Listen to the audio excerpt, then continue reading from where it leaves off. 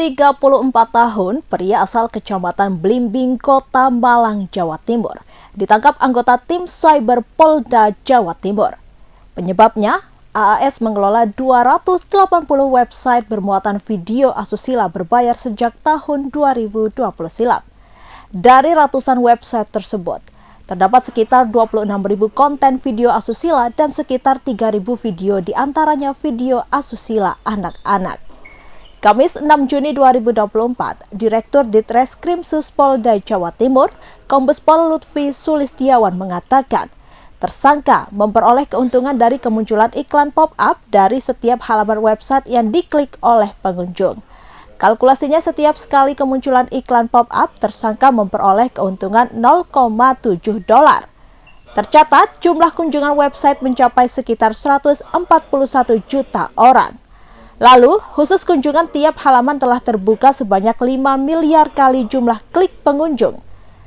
Saat dihitung secara gebiah uyah, kurun waktu sebulan tersangka dapat memperoleh keuntungan total sekitar 96 hingga 100 juta rupiah. Keuntungan yang didapat tersangka berupa mata uang digital kripto dengan mekanisme pencairan melalui PayPal. Kemudian, Kasubdit 5 Cybercrime Ditreskrimsus Polda Jawa Timur, AKBP Charles P. Tampu Bolon mengatakan, tersangka membangun dan mengelola 280 website tersebut seorang diri. Tersangka diketahui secara autodidak mempelajari bahasa pemrograman untuk membangun website atau hal ihwal sekitar teknologi informasi dan semacamnya. Disinggung mengenai asal-muasal video asusila yang ditampilkan oleh tersangka dalam ratusan website tersebut, Charles mengungkapkan tersangka memperoleh pasukan video tersebut dengan berbagai cara. Entah itu secara manual atau berbasis komputerisasi jaringan, seperti menggandakan file dari flash disk dan VCD asusila yang diperolehnya. Adapun mengunduh melalui dari website asusila lainnya yang terlebih dulu eksis. Namun tersangka tidak pernah memproduksi secara khusus konten video yang dijualnya melalui website tersebut.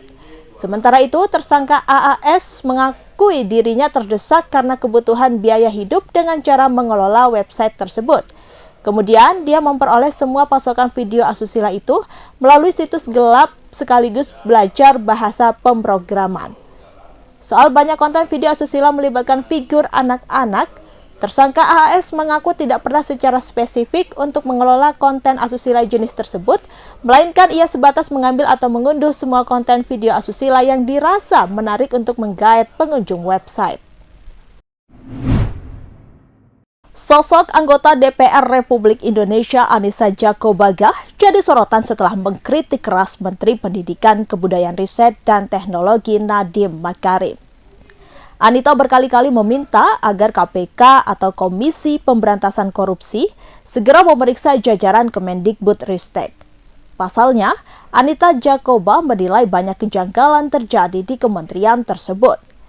Anggota DPR Republik Indonesia Daerah Pemilihan Nusa Tenggara Timur II kesal dengan pengelolaan anggaran oleh Kemendikbud. Sebab, banyak realisasi anggaran yang tak sampai kepada penerima atau peruntukannya di daerah. Apalagi masukan dari anggota Dewan terkait program dan realisasinya setiap rapat kerja seolah tak pernah didengar oleh Kemendikbud. Dia lantas membeberkan permasalahan anggaran dan program yang diinisiasi Kemendikbud di dapilnya. Mulai dari tunjangan guru sampai 17 bangunan sekolah di Kupang yang pembangunannya berhenti padahal sudah dianggarkan sejak 2021. Anita juga menyinggung persoalan pendidikan di daerah tertinggal, terdepan, dan terluar atau 3T yang disebut tidak juga terselesaikan. Akses terhadap pendidikan masih sulit, tetapi Kemendikbud hanya memikirkan akses internet untuk pelajar di luar daerah 3T. Dia juga menyinggung persoalan realisasi anggaran dari program Indonesia Pintar, Kartu Indonesia Pintar, dan Dana BOS.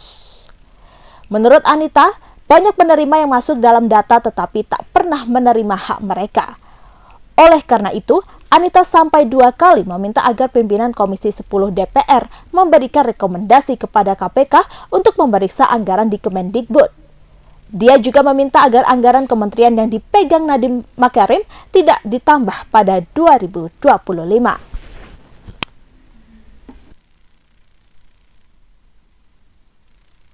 Kita lihat lagi. dana-dana PIP.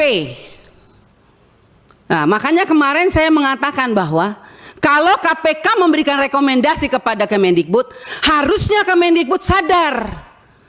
Karena apa, kami ini Dewan, kami sudah bilang setiap rapat, banyak persoalan, lakukan pengawasan, laporkan kepada kami. Tapi kami tidak pernah didengar.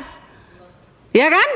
Akhirnya sekarang KPK memberikan rekomendasi, baru seakan-akan Kemendikbud kayak kebakaran jenggot. Bahkan kami anggota pemangku kepentingan mau diatur sama Kemendikbud untuk melakukan verifikasi oleh dinas. Loh, Anda sebagai kementerian mau nggak dilakukan verifikasi sama dinas? Jangan suruh dinas, jangan suruh apa yang kita usulkan harus dilakukan verifikasi oleh dinas. Kita ini lembaga tinggi negara, wakil rakyat. Kita yang menentukan anggaran di Indonesia ini. Bagaimana kepala dinas bisa memverifikasi data yang kita berikan? Anda sebagai kepala kementerian mau nggak diverifikasi sama dinas? Bapak Ibu ini kan orang-orang pintar setahunya saya di Kemendikbud. Orang-orang berpendidikan. Kok bisa salah mengambil kebijakan?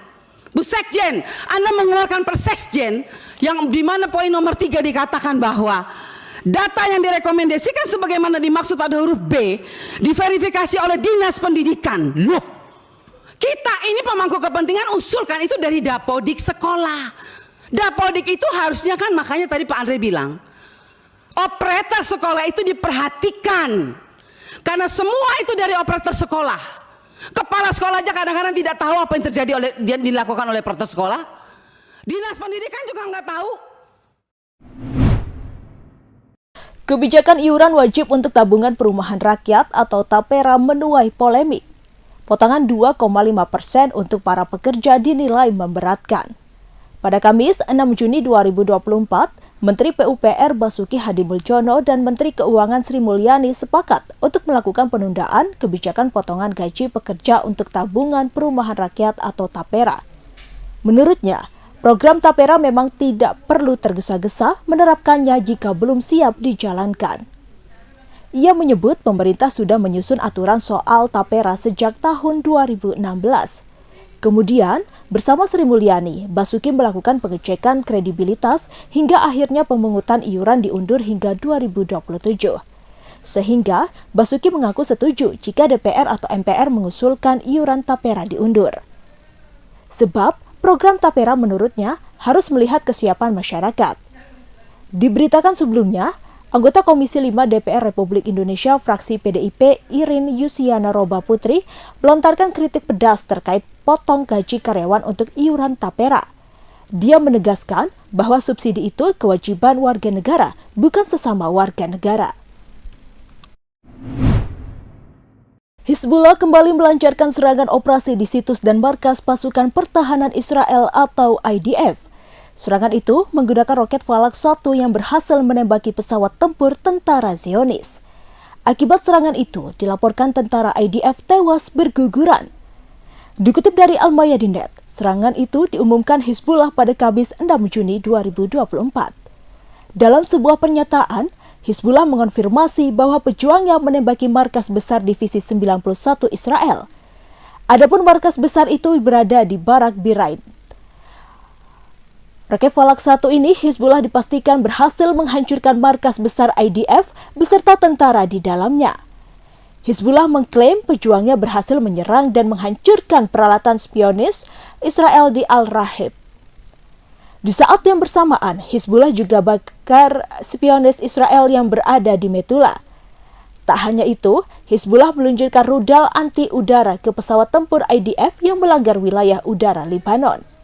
Pasalnya, pesawat tempur IDF hendak meneror anak-anak sehingga Hizbullah memaksa pesawat tersebut mundur keluar perbatasan. Suami Bunga Citra Lestari alias BCL, Tiko Aryawardana dilaporkan mantan istrinya, Arina Winarto, ke polisi atas dugaan penggelapan uang sebesar 6,9 miliar rupiah. Laporan Arina Winarto terhadap Tiko Aryawardana terdaftar di Polres Metro Jakarta Selatan sejak 2022 kini sudah berjalan. Kasus tersebut sudah naik penyidikan. Terkait hal itu, kuasa hukum Arina Winarto bernama Leo Siregar mengungkap perasaan kliennya. Dikutip dari Tribun Seleb pada Kamis 6 Juni 2024, Leo Siregar mengatakan bahwa Arina biasa saja menanggapi kasusnya yang sudah berjalan. Bahkan menurut Leo, Arina Winarto tetap menjalani aktivitas seperti biasa. Leo Siregar menyebut Arina Winarto menyerahkan sepenuhnya kepada dirinya. Di samping itu, Leo mengaku belum tahu jadwal kliennya akan dipanggil oleh polisi. Diberitakan sebelumnya, Tiko Aryawardana akan kembali menjalani pemeriksaan atas kasus dugaan penggelapan uang sebesar 6,9 miliar rupiah. Kasat Reskrim Polres Metro Jakarta Selatan, AKBP Bintoro mengatakan Tiko sendiri sudah diperiksa saat kasus masih dalam tahap penyelidikan. Dalam waktu dekat, suami Becel itu akan menjalani pemeriksaan lanjutan lantaran kasus naik ke tahap penyidikan. Dengan tetap menempatkan Tiko sebagai saksi pelapor dalam kasus yang dilaporkan Arina Winarto. AKBP Bintoro melanjutkan, pihaknya sudah memeriksa 5 saksi terkait kasus dugaan penggelapan yang menyeret nama Tiko Aryawardana. Selain itu, polisi juga sudah mendapat keterangan tambahan terkait kasus tersebut. Saat ini, kata Bintoro, pihaknya masih terus mengusut kasus tersebut. Ia juga meminta publik menunggu perkembangan kasus tersebut.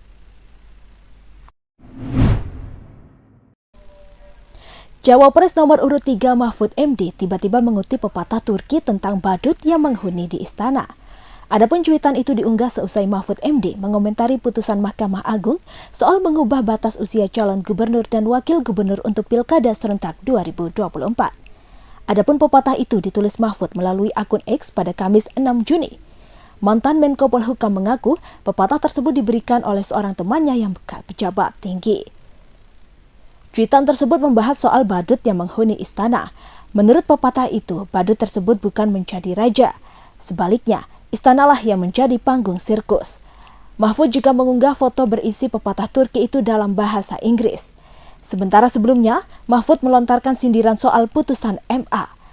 Menurut Mahfud, putusan tersebut cacat hukum hingga membuatnya mual. Oleh karena itu, Mahfud MD mengaku sudah bingung mencari cara memperbaiki tata negara yang menurutnya sudah terlanjur rusak. Mahfud menyebut kebusukan-kebusukan yang saat ini terjadi dibiarkan saja hingga runtuh sendirinya. Ia juga mengaku tak lagi percaya dengan pernyataan yang disampaikan Presiden Joko Widodo, terutama soal ketidaksetujuan Kaisang Pangarep maju di Pilkada 2024. Pasalnya, Jokowi sempat tak setuju saat Gibran Rakabuming Raka maju Pilpres 2024. Namun kenyataannya, Gibran menjadi cawapres Prabowo dan memenangkan kontestasi Pilpres. Download Tribun X sekarang, menghadirkan lokal menjadi Indonesia.